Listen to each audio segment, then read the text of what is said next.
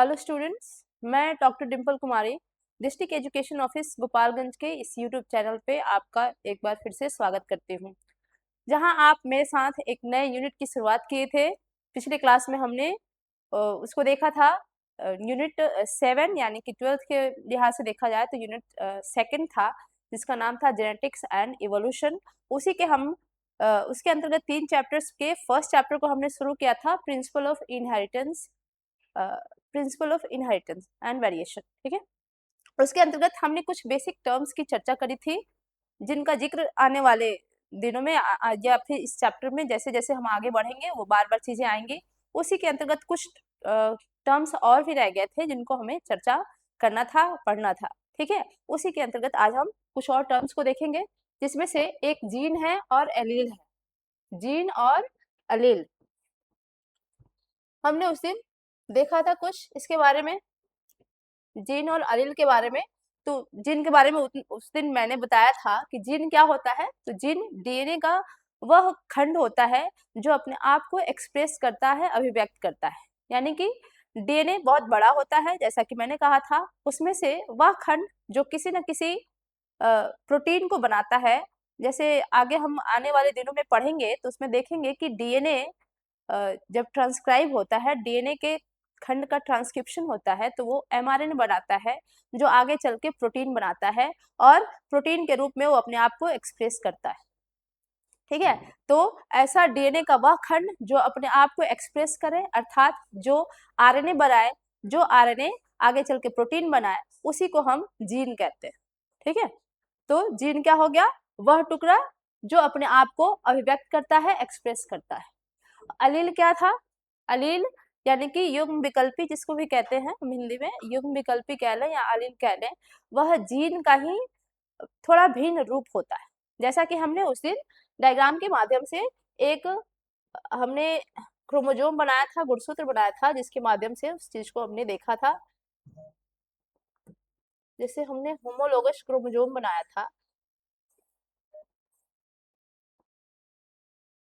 ठीक है, इस पे हमने क्या बताया था? अगर दो क्रोमोजोम है जिनके होमोलोगस क्रोमोजोम आखिर होते क्या है? होमोलोगस सहजातीय गुणसूत्र, जिसके बारे में बोला था।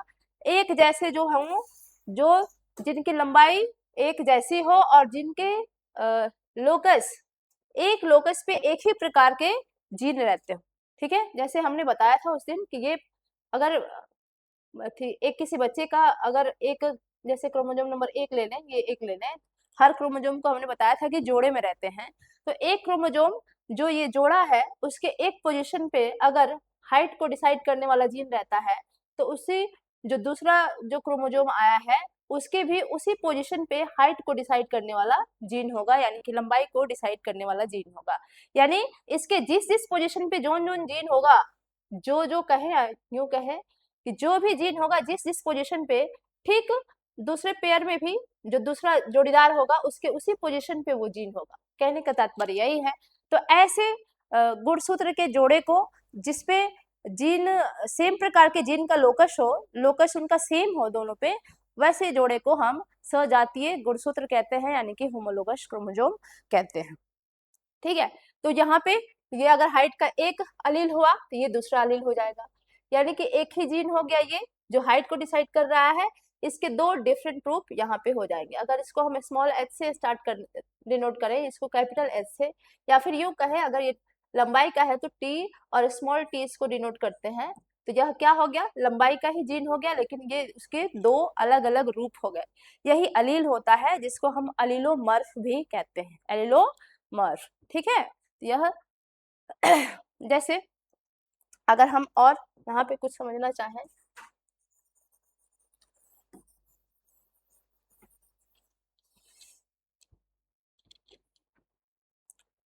अगर लंबाई के लिए कोई जीन है तो उसका अलील क्या हो जाएगा? अगर लंबाई के लिए है तो टी भी हो गया लंबाई के लिए जीन उसका, और स्मॉल टी भी क्या करेगा?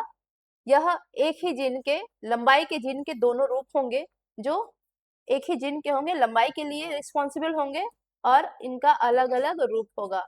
तो ये क्या कहलाएंगे? अलील कहलाएंगे। एक ही जीन के दो अलग अलग रूप अलील कहलाते हैं। ठीक है। इसके बाद से हम देखेंगे नेक्स्ट डोमिनेंट ट्रेट और रिसेसिव ट्रेट, यानी कि प्रभावी विशेषक और अप्रभावी विशेषक। प्रभावी विशेषक और अप्रभावी विशेषक आखिर होते क्या हैं? जैसे हम टेस्ट अगर आगे पढ़ेंगे तो उसमें हम देखेंगे, जैसे मैंने अभी बताया कि दो एलील हो सकते हैं, ठीक है। एक होमोलोगस जो क्रोमोसोम का पेयर है, सजातीय गुणसूत्र का जो जोड़ा होगा, उसके एक क्रोमोसोम पे ये एक मान लो एलील है और दूसरे क्रोमोसोम पे यही एलील है, ठीक है। जो ऐसा मैंने अभी बनाया था, मिटाना नहीं चाहिए था।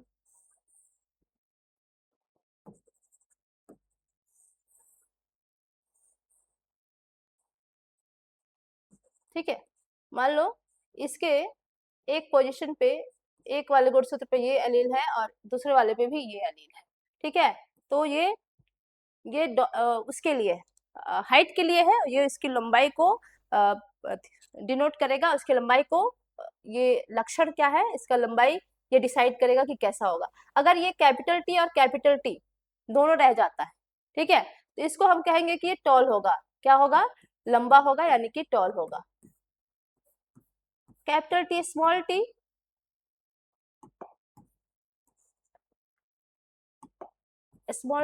टी देखे तो ये बौना बनाएगा, यानी कि प्लांट की जो लंबाई होगी वो छोटी होगी, बौना होगा, और कैपिटल टी स्मॉल टी होगा तो वह लंबा होगा।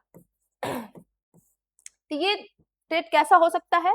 ये जैसे लक्षण और ट्रेट के बारे में हमने चर्चा करा था, तो बताया था कि लक्षण लंबाई हो गया, और कौन सा ये लंबा है, कितना लंबा है, बौना है या कैसा है, ये इसका विशेषक हो गया, ठीक है। तो ये जो टी है और इस पर भी ये कैपिटल टी रह जाए, कैपिटल टी रह जाए, तो ये दोनों कैपिटल टी अपने आप को एक्सप्रेस करेंगे और प्लांट को लंबा बनाएंगे, ठीक। अगर यही यहाँ पे कैपिटल टी हो और यहाँ पे स्मॉल टी हो जाए, यहाँ पे स्मॉल टी हो जाए, ये भी अपने आप को ये लंबा ही बनाएगा, लेकिन स्मॉल टी और स्मॉल टी रह जाए दोनों की जगह पे तो ये बौना हो जाएगा, ठीक।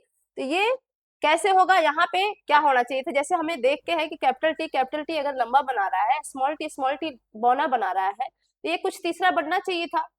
हमारे दिमाग में तो यही आएगा कि कैपिटल टी और स्मॉल टी को साथ में रख दें तो तीसरा कुछ बन जाना चाहिए था, है ना। लेकिन ऐसा नहीं होता है। यहाँ पे क्या होता है, ये प्रभावी हो जाता है। ये क्या करता है, इसके साथ रहता है तो ये अपने ही प्रभाव को शो करता है, इसको इसको अपने आप को अभिव्यक्त करने नहीं देता है, ठीक है। तो इसी को कहेंगे, इस पेयर में जब ये हेट्रोजाइगस हो, देखो ऐसे ऐसे कंडीशन यह समयुग्मजी कहलाते हैं, यानी कि होमोजाइगस। दोनों एक प्रकार के एलील है, ये भी दोनों एक प्रकार के एलील है, तो दोनों को हम कहेंगे कि ये होमोजाइगस है। क्या है? होमोजाइगस, यानी कि एक ही प्रकार के एलील दोनों गुणसूत्र पे है, होमोजाइगस। लेकिन जब हेट्रोजाइगस कंडीशन आती है, यानी कि विषम युग्मजी जब कंडीशन देखने को मिलता है, तो उसमें कैपिटल टी स्मॉल टी के प्रभाव को उत्पन्न नहीं होने देता है, वो अपने प्रभाव को दिखाने नहीं देता है। इसका कलर दिख नहीं रहा है क्या? येलो दिख नहीं रहा है उसमें? वेट कर ले, एडजस्टमेंट येलो शायद देखने में दिक्कत हो रही है। हम्म,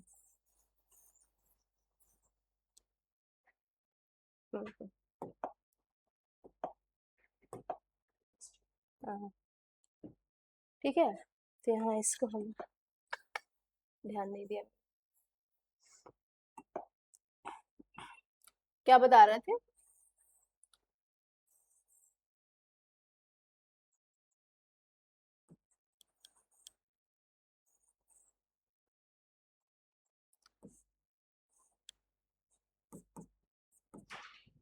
ठीक, तो क्या बताया? टी टी रहता है तो लंबा बनाता है, कैपिटल टी लंबा पौधा बनेगा, स्मॉल टी बौना पौधा बनेगा, और कैपिटल टी स्मॉल टी यह लंबा बनाएगा। यानी कि क्या देखने को मिला? अगर ये होमोजाइगस होते हैं, दोनों गुणसूत्र पर एक ही प्रकार के एलील होते हैं, तो वो होमोजाइगस कहलाएंगे। इनका जोड़ा बनेगा कैपिटल टी या फिर स्मॉल टी। दोनों प्रकार के एलील एक जैसे हों तो उनको हम कहते हैं होमोजाइगस एलील, ठीक है। होमोजाइगस, और ये भी स्मॉल टी है, स्मॉल टी दोनों एक जैसे हैं तो ये भी होमोजाइगस कहलाएगा। और कैपिटल टी स्मॉल टी अगर रहता है तो वो क्या होगा, हेट्रोजाइगस होगा। तो इसमें से देखना है, ये भी अपना प्रभाव दिखाए, ये भी अपना प्रभाव दिखाए, लेकिन देखा गया कि ऐसा नहीं था, ये कैपिटल टी था, तो कैपिटल टी की उपस्थिति में स्मॉल टी अपना प्रभाव नहीं दिखा पाया। ठीक है, यानी कि क्या हुआ, ये क्या कर रहा है, इसको दबा दे रहा है, इसके प्रभाव को यह उत्पन्न नहीं होने दे रहा है, इसको अभिव्यक्त नहीं होने दे रहा है, तो कहेंगे कि ये इसके ऊपर डोमिनेंट है। क्या है, ये इसके ऊपर प्रभावी है, इसलिए इसके प्रभाव को, स्मॉल टी के प्रभाव को वो अब नहीं दिखाने दे रहा है। ठीक है, तो अगर इसको हम डिफिनेशन के तौर पे देखेंगे कि डोमिनेंट ट्रेट या प्रभावी विशेषक क्या होता है, तो इसको हम कहेंगे कि ऐसा ट्रेट यानी कि ऐसा विशेषक जो अपने आप को अभिव्यक्त करता है, ठीक है, जो अपने आप को अभिव्यक्त करता है, और जो डोमिनेंट होता है, प्रभावी होता है, वह कैपिटल लेटर से इसको हम लिखते हैं। जैसे अगर लंबाई के लिए लें तो कैपिटल टी हम लंबाई के लिए लेंगे। ठीक है, तो ऐसा ट्रेट जो अपने आप को अभिव्यक्त करता है वह प्रभावी विशेषक कहलाता है, यानी कि डोमिनेंट ट्रेट कहलाता है। जबकि ऐसा ट्रेट जो प्रभावी विशेषक की उपस्थिति में अपना प्रभाव नहीं दिखा पाता है, उसको हम रिसेसिव ट्रेट कहते हैं। अगर इसको हम यूं लिखना चाहें, इसको हम ऐसे लिखना चाहें तो क्या लिखेंगे, ऐसा ट्रेट यानी कि विशेषक जो प्रभावी विशेषक की उपस्थिति में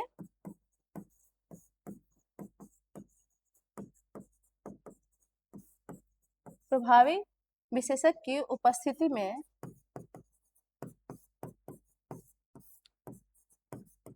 अपना प्रभाव अपने आप को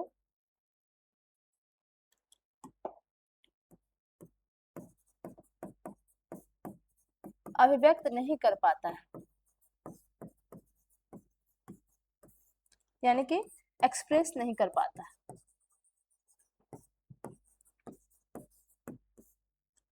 ठीक, नहीं कर पाता है, रिसेसिव ट्रेट कहलाता है, यानी कि अप्रभावी विशेषक कहलाता है। ठीक, यह स्मॉल लेटर से डिनोट किया जाता है, यह स्मॉल लेटर से रिप्रेजेंट किया जाता है, यानी कि डिनोट किया जाता है। उसके अपोजिट हम इसको लिख देंगे, डिनोट किया जाता है। इसके बाद से अगर हम लंबाई को लिए हैं, जैसे कैपिटल टी वो डोमिनेंट ट्रेट को दिखाएगा, तो स्मॉल टी क्या दिखाएगा, यह क्या दिखाएगा, अप्रभावी ट्रेट को दिखाएगा, अप्रभावी ट्रेट को यानी कि विशेषक को दिखाएगा। ठीक है, इस प्रकार से क्या हम देखें, अगर दोनों एक जैसे रहते हैं तो ये अपना प्रभाव दिखाएंगे। पौधे को तो लंबा ही बनना है क्योंकि ये डोमिनेंट है, प्रभावी है। ठीक है, अगर ये है तो यहाँ पे इसको दबाने वाला कोई नहीं है, स्मॉल टी हो गया तो क्या दिखाएगा, वो अपना प्रभाव दिखाएगा। यानी ये नहीं रहेगा तो ये अपना प्रभाव दिखाएगा, यानी कि ये इससे दबा हुआ है, डरा हुआ है। जैसे यूं कहे कि कोई दो बच्चे हो, एक ज्यादा डोमिनेटिंग नेचर का हो तो दूसरे बच्चे को वह बोलने नहीं देगा, या फिर वो उसको अपने मन मुताबिक करने नहीं देगा। तो ठीक यही स्थिति रहती है, अगर कैपिटल टी एलिल रहेगा तो वह स्मॉल टी के इफेक्ट को दिखाने नहीं देगा, तो यह उसकी उपस्थिति में, अनुपस्थिति में यह अपना प्रभाव दिखाएगा और पौधे को बौना बना देगा, अगर लंबाई की हम बात करें तो। और जब इसके साथ रहेगा तो कुछ नहीं कर पाएगा स्मॉल टी, बड़ा वाला टी यानी कि कैपिटल टी जो डोमिनेंट है, प्रभावी है, वही अपना प्रभाव दिखाएगा, तो पौधे को लंबा ही यह बनाएगा। ठीक है, तो दो स्थिति में या कैपिटल टी लंबा बनाएगा, नहीं तो कैपिटल टी स्मॉल टी दोनों साथ में रहेंगे तो ये लंबा बनाएगा। तो यहाँ से यह क्लियर होता है कि यह प्रभावी है, कैपिटल टी क्या है, प्रभावी है, और स्मॉल टी अपने उपस्थिति में स्मॉल टी को अपना प्रभाव दिखाने नहीं देता है। ठीक है, इस तरीके से हमारा ये रहा डोमिनेंट ट्रेट और रिसेसिव ट्रेट। नेक्स्ट हम देखेंगे कि आगे क्या है। इसके बाद से होता है होमोजाइगस, हेट्रोजाइगस, इसकी चर्चा हमने पिछले स्लाइड में ही कर दी। होमोजाइगस क्या होता है और हेट्रोजाइगस यानी कि समयुग्मजी और विषम युग्मजी क्या होता है, जब दोनों एलील सेम रहे, क्या रहे? जब दोनों अलील सेम रहे। ओहो,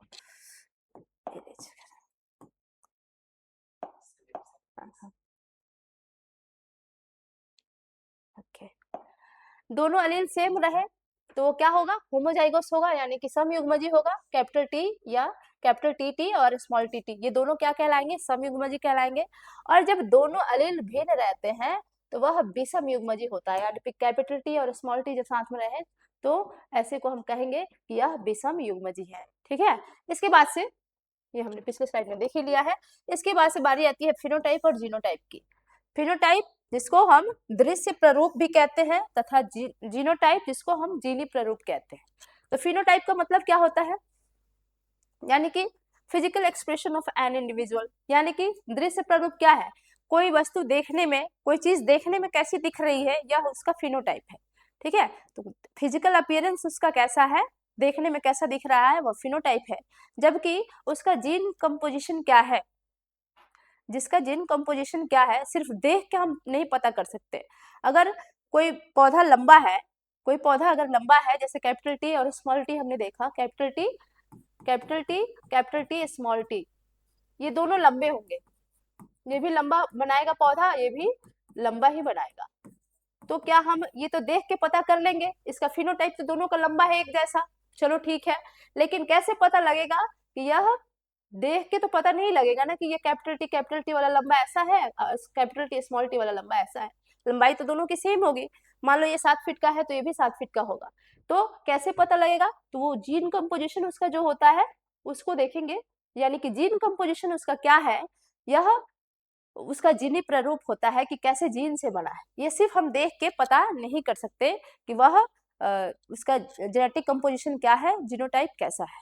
तो जो जीनी संरचना होती है जिसको हम देख के नहीं बता सकते, उसका जेनेटिक कंस्टिट्यूशन ही जो रहता है वही उसका जीनी प्ररूप कहलाता है, यानी कि कैसे जीन से बना है, कैसे एलील से बना है, यह उसका जीनी प्ररूप होता है। जिसको निकालने के लिए आगे हम टेस्ट क्रॉस करते हैं, जो आगे वाले स्लाइड्स में हम अगर पढ़ना होगा आज तो पढ़ेंगे। ठीक है तो जीनोटाइप क्या है, फिनोटाइप क्या है, जो देख के पता लग जाए वो फिनोटाइप। और जो जो जीन कंस्टिट्यूशन के आधार पे किसी फिनोटाइप का जीनी कंस्टिट्यूशन क्या है, उसका प्ररूप क्या है, वह उसका जीनोटाइप होता है, यानी कि जीनी प्ररूप होता है। आगे देखते हैं। इसके बाद से अभी तो हमने बेसिक टर्म्स की चर्चा करी थी, जितने भी हमने टर्म्स पढ़े, gene, allele, phenotype, genotype, homozygous, heterozygous यानी कि समयुग्मजी, विषमयुग्मजी, ये सारे टर्म्स जैसे जैसे हम मेंडल का अभी हाइब्रिडाइजेशन एक्सपेरिमेंट स्टार्ट कर रहे हैं या फिर इस चैप्टर के जो मेन टॉपिक्स हैं उसको पढ़ेंगे तो ये सारे टर्म्स बार बार आते रहेंगे। अगर थोड़ा बहुत समझ में आया हो तो अच्छी बात है, नहीं आया है तो आगे आने वाले दिनों में इसकी चर्चा बार बार करी जाएगी, तो उस चीज से आपको समझ में जरूर आ जाएगा। ठीक है, तो अभी हम इस पार्ट के जो पार्ट है उसका जो एक एक यूं कहें कि अब शुरुआत कर रहे हैं तो कहना उचित होगा। इसमें इसके अंतर्गत हम पढ़ेंगे मेंडल्स हाइब्रिडाइजेशन एक्सपेरिमेंट, यानी कि मेंडल के संकरण प्रयोग। मेंडल कौन थे जी?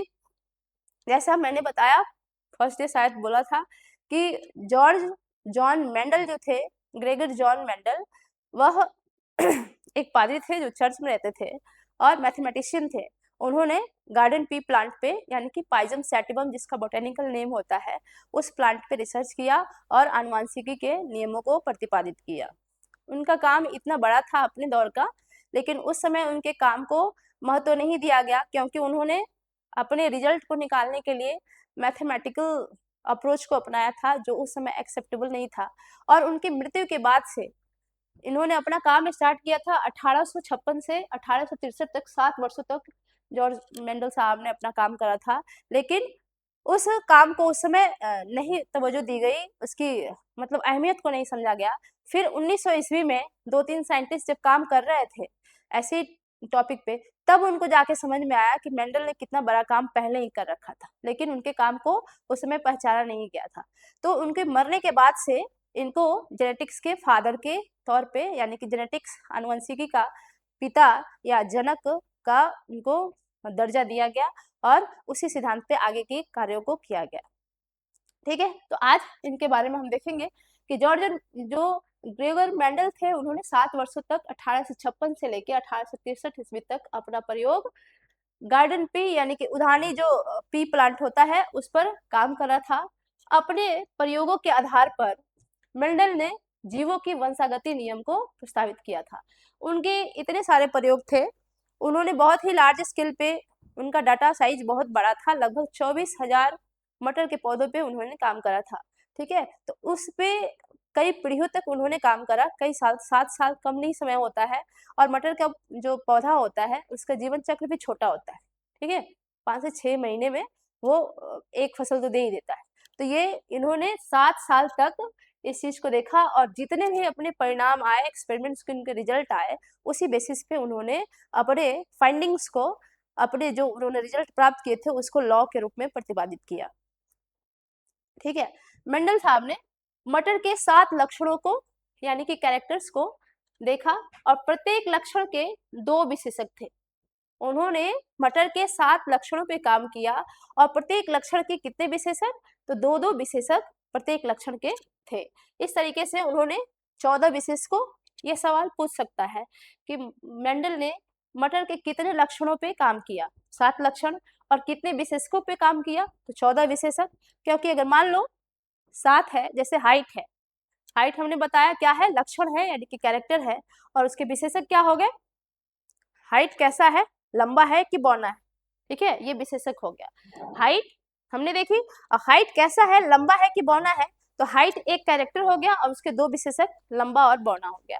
वैसे ही फ्लावर पोजीशन है कि फ्लावर की मतलब जो प्लांट में फ्लावर लगते हैं, फ्लावर का पोजीशन क्या था, तो कहीं एक्सियल था तो कहीं टर्मिनल था, यानी कि कहीं अक्षीय था तो कहीं अंतय था। ठीक है, ये इधर साइड से जो निकलते हैं इसको अक्षीय कहते हैं, और यहाँ सबसे ऊपर जो निकल रहा है आप लोग देखिएगा इस फिगर में, वो टर्मिनल पोजीशन यानी कि अंतय पोजीशन कहलाता है। ठीक है, तो इस तरीके से फ्लावर पोजीशन क्या हो गया, यानी कि फ्लावर की स्थिति क्या हो गई, एक कैरेक्टर हो गई, और उसके 2 ट्रेट यानी कि विशेषक क्या हो गए, एक एक्सियल और एक टर्मिनल यानी कि अक्षीय और अंतयीय।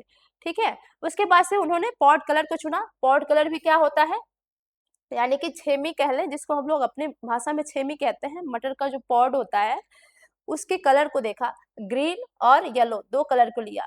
ठीक है, वैसे ही पॉड के शेप को लिया, कोई पॉड फुला हुआ था तो कोई कंस्ट्रिक्टेड था। ठीक है, इस तरीके से 7 लक्षण उन्होंने लिए और 7 के 2 विशेषक लिए। ठीक है, इस तरीके से उन्होंने 7 लक्षण पे और 14 विशेषकों पे काम किया। और ये जो 14 विशेषक थे, इस तरीके से मेंडल ने 14 तद्रुप प्रजननी सम यानी कि ट्रू ब्रीड लाइन्स तैयार किए थे। ट्रू ब्रीड लाइन्स इसका मतलब क्या होता है कि जैसे जब उन्होंने टॉल प्लांट, जैसे प्लांट को लिया, ड्वार्फ और टॉल, टॉल को लिया तो सिर्फ टॉल प्लांट्स को ही लिया जो कैपिटल टी और कैपिटल टी में रहे। ड्वार्फ को लिया, जैसे अगर एक कैरेक्टर को हम उठा के देखते हैं, ड्वार्फ को लिया तो स्मॉल टी और स्मॉल टी को ही लेके उन्होंने कई जनरेशन तक इसका क्रॉसिंग करवाया, संकरण करवाया।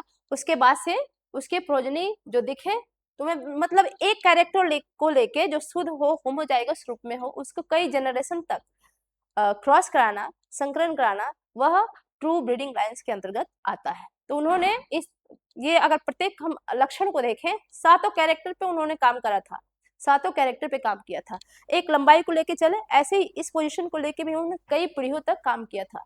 इस तरीके से 7 लक्षण के उन्होंने 2-2 जो विशेषक थे, उन दोनों विशेषकों पे प्योर रूप में ट्रू लाइन्स तैयार करी थी। इस तरीके से 14 विशेषक थे और 14 के 14 उन्होंने ट्रू ब्रीडिंग लाइन्स तैयार करी थी। ठीक है, तो ये क्वेश्चन पूछे जा सकते हैं, इसका भी ध्यान आप लोगों को रखना है।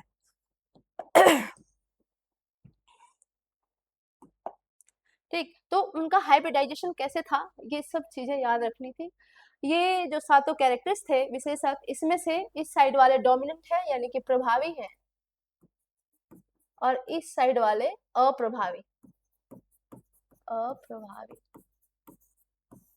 अगर सीड शेप की बात करें, मटर का जो दाना होता है उसकी आकृति कैसी है, आकार कैसा है, गोल है तो वो प्रभावी कैरेक्टर है, और रिंकल्ड है यानी कि झुर्रीदार है तो वो अप्रभावी कैरेक्टर है, यानी कि विशेषक है, यानी कि ट्रेट है। जब सीड का कलर अगर देखा जाए तो सीड कलर में सबसे प्रभावी कौन है, तो सीड कलर अगर येलो है तो वो प्रभावी है, और ग्रीन है तो वो अप्रभावी है। ठीक, वैसे ही अगर फ्लावर कलर का देखा जाए तो यहाँ पे एक होता है सवाल कि जैसे घरों पे हमारे मटर आते हैं, छेमी आते हैं, जो पॉट का कलर तो ग्रीन होता है, चलो तो पॉट डोमिनेंट हो गया, प्रभावी है। लेकिन जो मटर के दाने निकलते हैं वो हरे कलर के ही मटर के दाने हमारे यहाँ होते हैं। जो छेमी हम लोग उगाते हैं या छेमी मटर खाते हैं वो हरे रहते हैं, यानी कि हम रिसेसिव अप्रभावी दाने खाते हैं। ठीक है प्रभावी नहीं होता। प्रभावी क्यों नहीं होता वो भी देखना है। जैसे सीड कलर है येलो, तो येलो प्रभावी है। तो हम जानते हैं कि प्रभावी जो पॉपुलेशन है, जो प्रभावी विशेषक है, वो अपनी आगे क्रॉस देखेंगे तो उसका परसेंटेज ज्यादा आता है। अगर क्रॉसिंग कराया जाता है या फिर प्लांट्स में फसलें उगती हैं तो क्या होता है, इसमें ज्यादा प्रभावी लक्षण ही देखने को मिलते हैं। इस तरीके से हमारे यहाँ जो मटर उगते हैं तो उसमें अगर प्रभावी लक्षण येलो है तो सारे मटर के दाने येलो ही होने चाहिए। और 25% आगे क्रॉस देखेंगे तो देखेंगे उसमें 75% जो प्रभावी लक्षण वाला प्रभावी विशेषक होता है वो गुण दिखाई देता है, जबकि 25% अप्रभावी गुण वाली की संख्या रहती है। तो इस तरीके से हमें देखना क्या चाहिए। खैर अभी छोड़ ही देते हैं, आगे जब आएगा तो देखेंगे उस समय। सीड कलर में प्रभावी कलर क्या हो जाएगा, येलो होगा, और अप्रभावी क्या हो जाएगा, ग्रीन हो जाएगा। वैसे ही फ्लावर का अगर कलर देखें, यानी कि फूल का जो रंग देखें, तो वायलेट कलर का अगर उसका फूल होगा तो वो क्या होगा, प्रभावी होगा, और व्हाइट कलर का फूल होगा वो अप्रभावी विशेषक होगा। ठीक है, वैसे ही पॉट शेप इनफ्लेटेड है यानी कि फूला हुआ है तो प्रभावी है, और कंस्ट्रिक्टेड है यानी कि सिकुड़ा हुआ है, मुरझाया हुआ है तो वो अप्रभावी है। पॉट कलर का भी ग्रीन है तो वो प्रभावी है, और येलो है तो अप्रभावी है। इस तरीके से ये सातों लक्षण हैं। आप इन सब चीजों को याद रखिएगा। हो सकता है इसमें से क्वेश्चन देखने को मिलते भी हैं, और हो सकता है ऑब्जेक्टिव क्वेश्चन के रूप में ये क्वेश्चन देखने को मिल जाए। ठीक है, इसके बाद से हम नेक्स्ट देखेंगे। ये संकरण टर्म आ रहा है बार बार। इधर पीछे के जो स्लाइड में हमने देखा था कि ये हाइब्रिडाइजेशन यानी कि संकरण प्रयोग। पहले तो जान लो कि संकरण प्रयोग होता क्या है। आर्टिफिशियल हाइब्रिडाइजेशन हमने जब sexual reproduction in flowering plants पढ़ रहे थे तो उसमें हमने आर्टिफिशियल हाइब्रिडाइजेशन देखा था। कुछ जस्ट मिनट।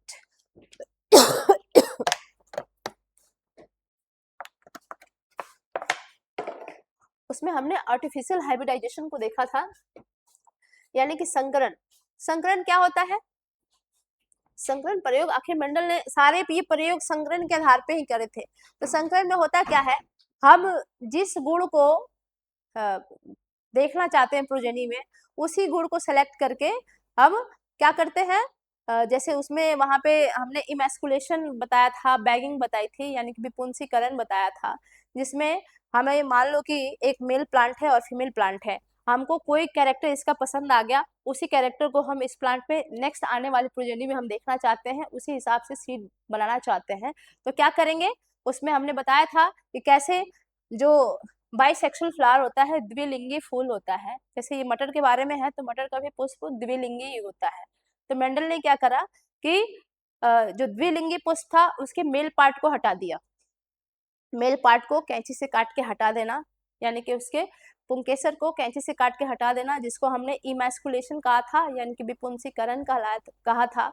उसके बाद से इसकी बैगिंग कर दी, और जिस प्लांट का वो गुण चाहते हैं उस प्लांट के फ्लावर से परागकण लेके इसके स्त्री केसर पे के वर्तिकाग्र पे झाड़ देना।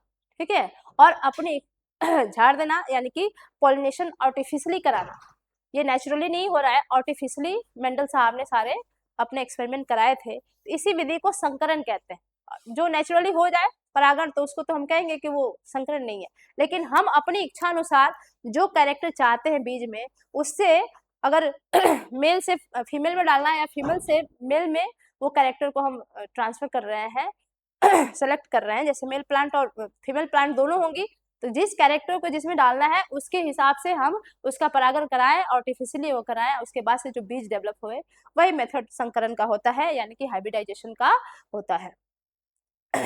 तो इमैस्कुलेशन और बैगिंग इस तरीके में आते हैं। तो ये संकरण हुआ। संकरण के जो स्टेप्स होते हैं उसको हम यहाँ देखेंगे। क्या स्टेप्स होते हैं, जैसे मैंने बताया, ये पेरेंट प्लांट है, जैसे फीमेल है ये मेल है, इसमें से फीमेल जो प्लांट है पेरेंट है उसके नर भाग को हटा दिया जा रहा है। एक इसके फूल के बारे में जान लो कि जो मटर का फूल होता है वो सेमी क्लोज्ड अवस्था में रहता है, वो लगभग बर्ड के स्टेज में ही जब वो रहता है, पूरा खुला नहीं रहता है, उसी समय इसमें परागण हो जाता है, यानी कि इस पुष्प में स्वपरागण होता है।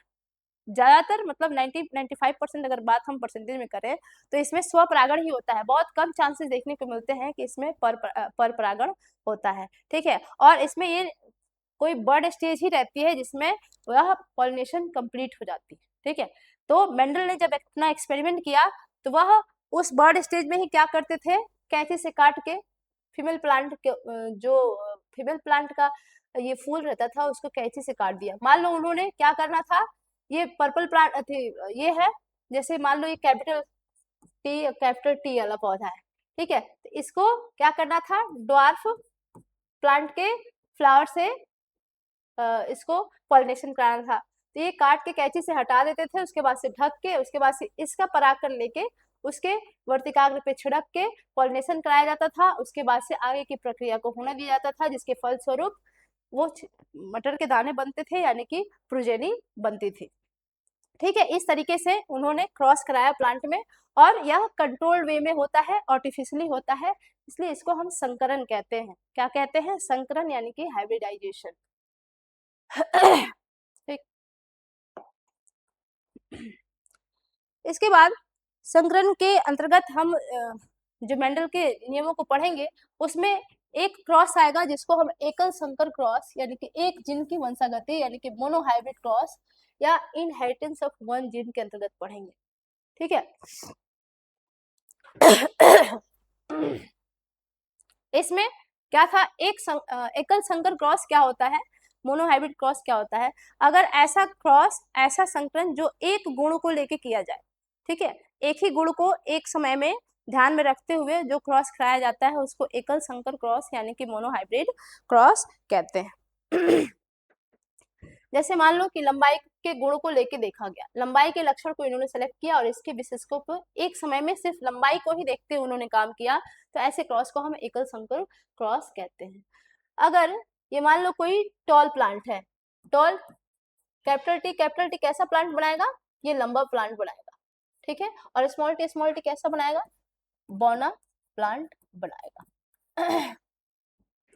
ठीक है, इसके जैसे हमने गैमेट फॉर्मेशन के दौरान बताया था, जब युग्मक बनता है तो इसमें जो प्लांट जो पेरेंट होते हैं वह युग्मक बनाने के समय ये रैंडमली क्या होता है, ये जो एक जीन के जो दो विशेषक रहेंगे वह अलग अलग युग्मक में एक एक की संख्या में जाएंगे। कितने जाएंगे, एक एक ही जाएंगे, एक साथ एक ही में दो नहीं जाएंगे, एक एक करके एक प्रत्येक युग्मक में एक ही उनका विशेषक जाएगा। जैसे अगर ये कैपिटल टी है, जोड़े में है, तो एक टी एक विशेष गैमेट में जाएगा और एक टी यानी कि एक विशेषक एक गैमेट में जाएगा। ऐसे ही अगर ये प्लांट है तो इसका भी दो गैमेट बनेगा, तो इसमें स्मॉल टी और स्मॉल टी दो गैमेट बनेंगे। ठीक, अब जब गैमेट बन गए तो इनका क्रॉसिंग कराना है। अगर ये कैपिटल टी को हम फीमेल प्लांट मान लें और स्मॉल टी यानी कि बोना प्लांट जो है उसको मेल मान लें, यानी कि नर, और ये मादा। मादा में एग है, एग क्या है, मादा युग्मक है, तो उसमें एग में ये वाला कंपोजिशन, जितने भी एग होंगे उनके अंदर ये ट्रेट वाला जीन रहेगा, और जो मेल है उसके अंदर ऐसा गैमेट बनेगा जिसमें ये वाले ट्रेट आएंगे। ठीक है, उसके बाद से जब गैमेट बन जाएंगे तो क्या होगा, उसका फर्टिलाइजेशन होगा। जैसे हमने पिछले अपने प्रीवियस क्लास में बताया था, गैमेट बन जाते हैं तो उसके बाद से फर्टिलाइजेशन होगा, जिसकी वजह से जाइगोट बनेगा और वही जाइगोट नई संतति को उत्पन्न करेगा। ठीक है, तो यहाँ पे टी बना, कैपिटल टी और स्मॉल टी। अगर यह जो युग्मक है इसके साथ जा सकता है, फ्यूज हो सकता है, या फिर यह इसके साथ भी फ्यूज हो सकता है। ठीक है, संलयन कर सकता है, ये वाला युग्मक इसके साथ संलयन कर सकता है और इसके साथ भी संलयन कर सकता है। तो किसी भी स्थिति में बनेगा क्या, अगर ये इसके साथ जाए या इसके साथ जाए तो कैपिटल टी और स्मॉल टी ही बनेगा। ये भी अगर इसके साथ जाता है और इसके साथ जाता है तो कैपिटल टी और स्मॉल टी ही बनेगा। तो हम 4 ना लिख के एक ही जगह लिख देंगे कैपिटल टी स्मॉल टी, यानी सारे के सारे जो प्रोजेनी बनेंगी तो वो कैसी बनेंगी, कैपिटल टी और स्मॉल टी ही रहेंगी। ठीक है, यानी यह हेट्रोजाइगस हो जाएगा। क्या होगा हेट्रोजाइगस। ये कैपिटल टी था तो ये होमोजाइगस था प्लांट। ठीक है, और स्मॉल टी वाला ये भी होमोजाइगस प्लांट था। लेकिन इन दोनों प्लांट्स के जो गैमेट्स बने और गैमेट्स जो फ्यूज करके जो नई संतति बना रहे हैं उनमें कैसा ट्रेट आया, कैपिटल टी और स्मॉल टी आया। ठीक है, तो ये जो प्लांट है उनको हम जनकीय कहेंगे, यानी कि जनक है ये। और ये जो युग्मक बन रहा है तो यहाँ युग्मक लिख दिया गया। और जो ये फर्स्ट फिलियल जनरेशन के जो ये प्रोडक्ट होंगे, जो संतति होगी, उसको हम प्रथम संतति पीढ़ी यानी कि F1 जनरेशन कहेंगे। ठीक है, अब क्या किया मेंडल साहब ने, ये कराया तो उन्होंने देखा कि जो लंबा था और बौने पौधे से जो क्रॉस कराया गया तो जो प्रथम संतति बनी यानी कि जो पहला जनरेशन बना वह उसमें देखा उन्होंने कि सारे के सारे प्लांट्स जो थे, सारे के सारे पौधे, ये बीज बना होगा, फिर बीज को उन्होंने बोया तो उसके बाद से सारे जो प्लांट्स बने सभी के सभी लंबे बने, कोई प्लांट बौना नहीं बना। ठीक, उन्होंने क्या देखा कि सारे के सारे प्लांट बौना थी लंबे ही बन रहे हैं और बौना कोई नहीं बन रहा है। तो फिर उन्होंने क्या किया नेक्स्ट में, अब ये जब जनरेशन हो गया यहाँ पे उन्होंने क्या कराया कि इसमें हाइब्रिडाइजेशन नहीं कराया, इसको सेल्फ पॉलिनेशन करने दिया।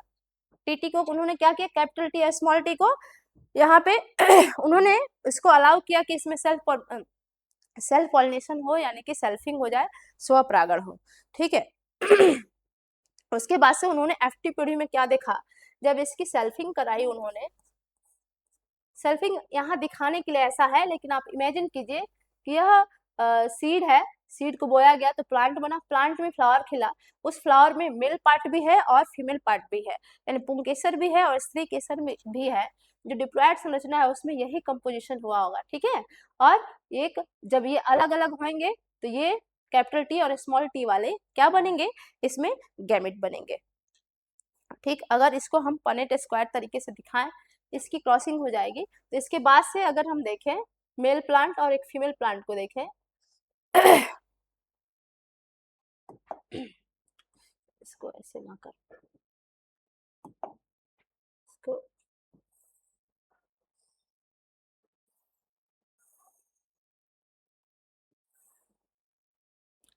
पनेट स्क्वायर में हम दिखाएंगे।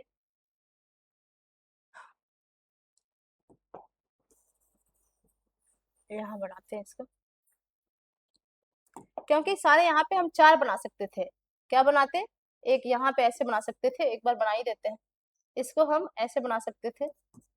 ठीक है, या फिर इसको हम ऐसे दिखा देते। ठीक है, इसको बनाते तो ऐसे दिखा देते, ये भी कैपिटल टी स्मॉल टी ही बनाता, ये वाला इसके साथ भी जा सकता है, इसका संयोग इसके साथ भी हो सकता है। ठीक है, तो इस तरीके से कितने बनते, 4 बनते, चारों के चारों का कंपोजिशन क्या होता है, कैपिटल टी और स्मॉल टी ही होता। तो इतना न गंदा करते हुए हम इसको क्या करेंगे, एक को ले लेंगे और एक को ही यहाँ रहने देंगे और उसी को आगे लेके चलेंगे। F2 जनरेशन में हम देखेंगे इसको।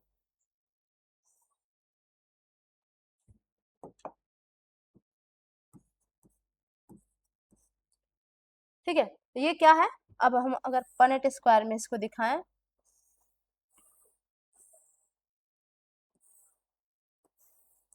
अगर ये प्लांट है इसमें सेल्फिंग हम करा रहे हैं तो इससे 2 गैमेट बनवाएंगे, इसमें 2 गैमेट बनेगा तो 2 प्रकार के गैमेट बनेंगे, ये और ये। अगर यहाँ पे भी दूसरा प्लांट ऐसे है, इसकी अगर कैपिटल टी और स्मॉल टी, इससे भी बनेंगे 2 गैमेट। ठीक है, अगर ये नर भाग है और ये मादा भाग है तो दोनों में गैमेट तो ऐसे ही बनेंगे क्योंकि दोनों का कंपोजिशन ऐसे ही है। 2 प्रकार के गैमेट बनेंगे, एक में कैपिटल टी रहेगा, एक में स्मॉल टी रहेगा। और मादा भाग में भी अगर अगर यहाँ पे हम इसको मादा लिख देते हैं और इसको नर कहते हैं तो ये नर हो गया और ये मादा युग्मक बन गए। ठीक है, मादा युग्मक में क्या बनेंगे, कैपिटल टी और स्मॉल टी ही बनेंगे। अब जब ये नर युग्मक और मादा युग्मक बन गए तो इनको अगर क्रॉस कराया जाए तो ये मादा युग्मक इस नर युग्मक के साथ जाएगी तो क्या बनेगा, जाइगोट, यानी कि बीज क्या बनेगा, कैपिटल टी और कैपिटल टी। ठीक है, अब ये इसके साथ गया तो कैपिटल टी कैपिटल बनाया, अब ये इसके साथ जाएगा तो क्या बनाएगा, capital T small T.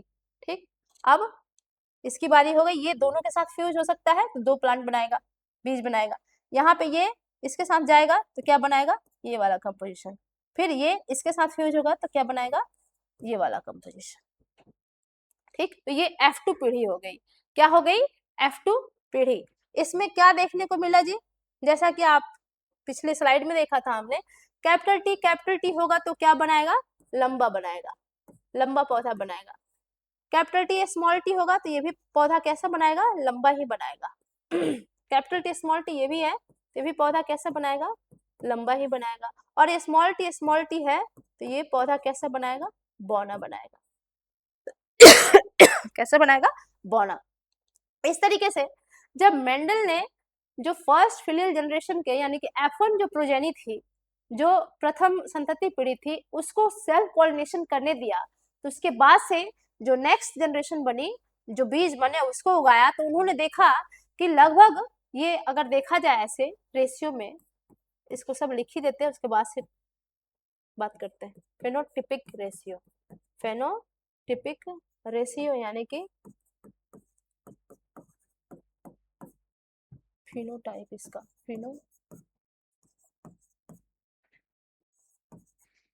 Phenotypic अनुपात।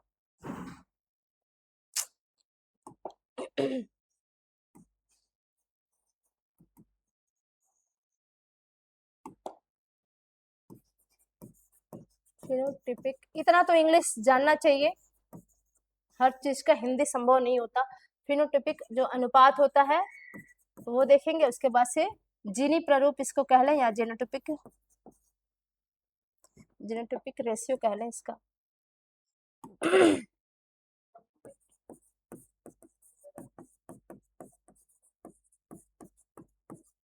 यानी ये दृश्य प्रारूप हो गया और ये क्या हो गया, जीनी प्रारूप हो गया।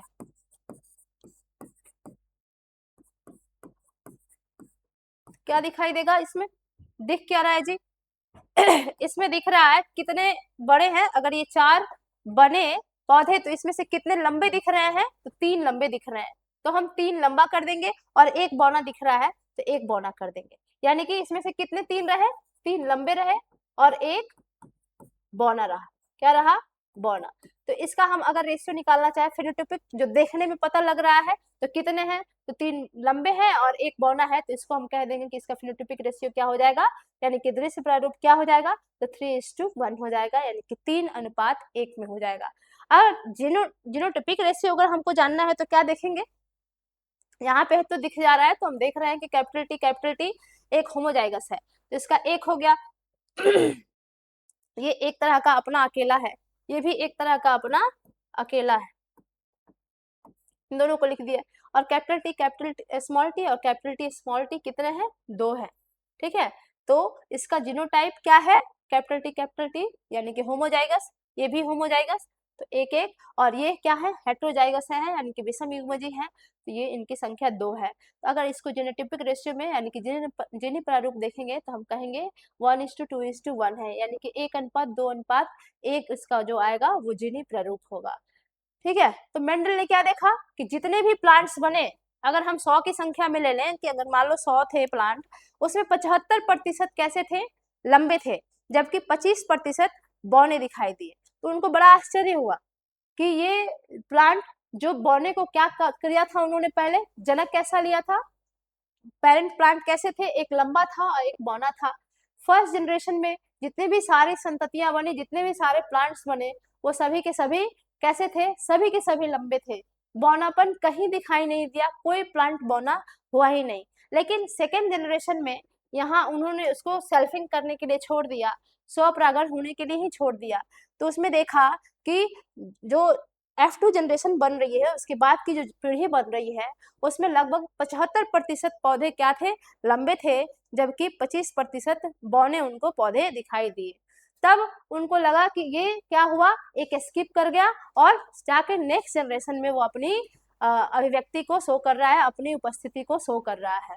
इसी एक्सपेरिमेंट के आधार पे, एकल संकर क्रॉस यानी कि मोनोहाइब्रिड क्रॉस के आधार पे उन्होंने बताया कि कुछ है, कोई ऐसा चीज है जो पेरेंट से यानी कि जो जनक से प्रोजेनी में जा रहा है बिना चेंज हुए हुए, और एक पीढ़ी से कई पीढ़ियों तक वह जा रहा है, ठीक है। उस चीज को उन्होंने कहा, वह चीज क्या थी, उसको नाम उन्होंने फैक्टर दिया। क्या दिया? फैक्टर दिया, यानी कि आज के जमाने में हम उसको जीन कहते हैं। और ये देख के उन्होंने क्या बताया, क्या बताया कि कोई चीज है जो इसको एक्सप्रेस होने से, कोई चीज है जो इसको फर्स्ट जनरेशन में बौना नहीं होने दे, कोई प्लांट बौना नहीं बन रहा है, यानी ऐसा क्या है जो इस बौने प्लांट को फर्स्ट जनरेशन में आने ही नहीं दे रहा है। तब उस आधार पे उन्होंने बताया था कि हो ना हो ये जीन जो है कैपिटल टी, वह क्या कर रहा है, इसके अभिव्यक्ति को दबा दे रहा है, सप्रेस कर दे रहा है, और सिर्फ अपनी उपस्थिति को अपनी अभिव्यक्ति वो शो कर रहा है। तो इस आधार पर उन्होंने क्या बताया कि ये वाला जो है एलील विशेषक, वह दूसरे विशेषक जो स्मॉल टी है, बौना वाला जो विशेषक है, उसको दबा दे रहा है, यानी कि सप्रेस कर दे रहा है, यानी कि ये प्रभावी हो जा रहा है और ये अप्रभावी हो जा रहा है। इसके आधार पे उन्होंने आगे के लॉज दिए, और इसी फाइंडिंग्स के आधार पे उन्होंने बताया कि कुछ ना कुछ है जो जनक से युग्मक होते हुए पीढ़ी दर पीढ़ी जा रहा है। तो उस चीज को उन्होंने फैक्टर कहा था, जो आज के समय में हम जीन के रूप में जानते हैं, ठीक है। उसके बाद उसके बाद उन्होंने क्या बताया, एक चीज देखा कि या तो प्लांट कैसा बन रहा है, लंबा बन रहा है, नहीं तो बौना बन रहा है, ठीक है। फर्स्ट जनरेशन में यहाँ पे मिक्सिंग नहीं हुई, फर्स्ट जनरेशन में लंबा ही बना, बौना दिखाई नहीं दिया, लेकिन सेकेंड जनरेशन में बौना प्लांट दिखाई दे रहा है, यानी कि मिक्सिंग नहीं हो रही है, यानी कि मझोला कोई पौधा दिखाई नहीं दे रहा है जिसकी हाइट मीडियम कद की हो, मीडियम हो हाइट, वैसा कोई नहीं दिखाई दे रहा है, या तो लंबा है और नहीं तो बौना है, मझोले कद का कोई नहीं है, ठीक है। तो इसके आधार पर उन्होंने बताया कि कोई मिक्सिंग नहीं हो रही, ये नहीं है कि कैपिटल टी स्मॉल टी के साथ जब साथ में रह रहा है तो कुछ मिक्स करके कोई तीसरा कैरेक्टर बना रहा है, ऐसा कुछ उन्होंने नहीं देखा। और इसी आधार पर उन्होंने बताया कि F1 और F2 के संतति में कोई सम्मिश्रण नहीं दिखाई दे रहा था, अर्थात कैपिटल टी और स्मॉल टी लंबे पौधे थे, मझोले नहीं, क्योंकि कैपिटल टी क्या था, प्रभावी था, और यह पौधे को लंबा कर देता था, ठीक है।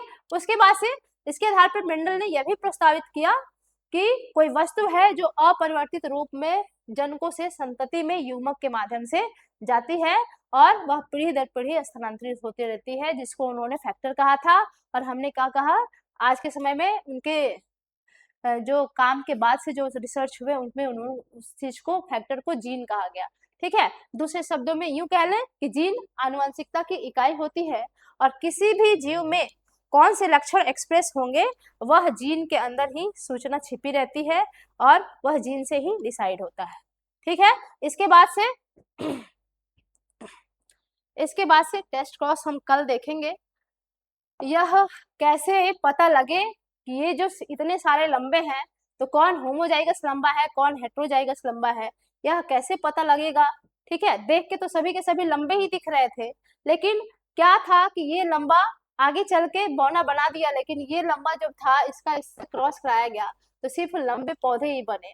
इसको जानने के लिए उन्होंने टेस्ट क्रॉस करा था, यानी कि परीक्षार्थ टेस्ट किया था, वो हम कल के क्लास में देखेंगे। आज तक के इतना ही हम देखते हैं, आज बस इतना ही, कल के क्लास में हम फिर मिलेंगे, तब तक के लिए अपना ध्यान रखिए, पढ़ते रहिए, थैंक यू।